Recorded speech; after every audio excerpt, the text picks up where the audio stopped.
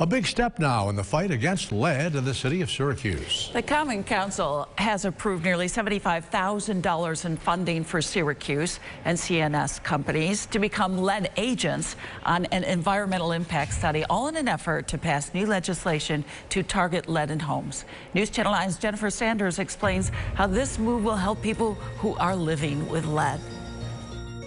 Currently, the city of Syracuse doesn't have legislation that proactively combats the lead issue in homes across the city.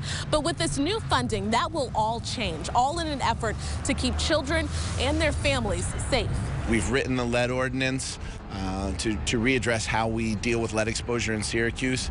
Now we send it to CNS, and they do a complete study to make sure that we're doing best practices on everything. Councilor Joe Driscoll says crews are already out testing properties to study the social, economic, and environmental impacts of lead on the city of Syracuse.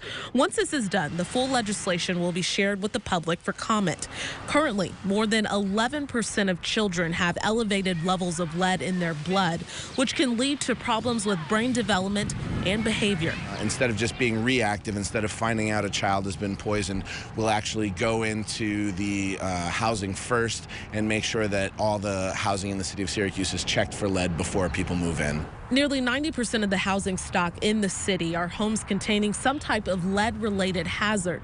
The new legislation would target those homes to mitigate the problem. The primary facet would be doing dust swipe testing. So basically we would go into a unit, go across the traditional problem areas near the doors and windows, and see if the lead paint is breaking up and turning into dust.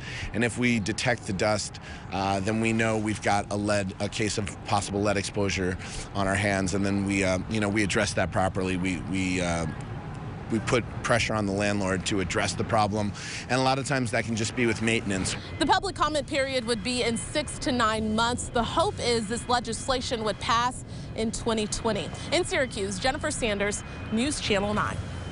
Currently in Syracuse, code inspectors identify lead issues on various properties, but there is no law that addresses lead paint or hazards in homes.